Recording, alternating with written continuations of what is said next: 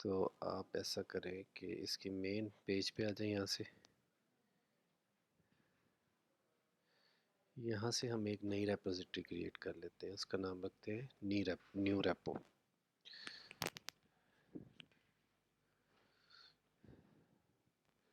बल्कि यहाँ पे आपको आगे नाम लिखना पड़ेगा न्यू रेपो। यहाँ पर उसकी डिस्क्रिप्शन लिख सकते हैं, कुछ भी डिस्क्रिप्शन जो मर्जी लिख दें। पब्लिक रखना है पब्लिक, और यहाँ से क्रिएट रेपोजिटरी। ये रेपोजिटरी क्रिएट हो गई है। दो इन्होंने तरीके बताए हमें, या तो आप इनको फॉलो कर लें, इन कमांड्स को। मैं आमतौर पे ये दो कमांड्स लगाता हूँ, तो हम गिट पे कोड अपलोड हो जाता है। अगर कोई इशू आए तो फिर गिट इनिट करके कमिट फर्स्ट करके, और उसके बाद ये दो कमांड्स, वही सेम दो कमांड्स ये लिखी हुई है जो ये लिखी हुई है।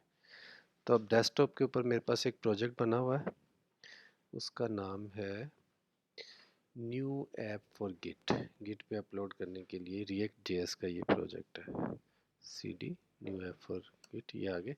अब हम इसको देखते हैं इन दो कमांड्स को चला के। पहले इसको देखते हैं, रिमोट ऐड करना है। ये रिमोट ऐड कर दिया, ये ऐड हो गया। और अब कोड पुश करना है, तो ये वाली कमांड यूज़ होगी।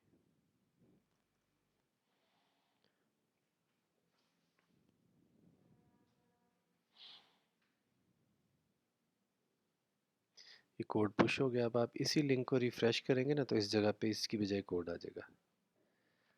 ये देखें न्यू रेपो, और न्यू रेपो में मेरा सारा कोड है, फोल्डर्स बने हुए। फोल्डर्स के अंदर जाके आप डेटा देख सकते हैं। तो ये सिंपल टू कमांड्स की मदद से आपने गिट के ऊपर अपना पूरा रिएक्ट जेएस का प्रोजेक्ट जो है वो अपलोड कर लिया।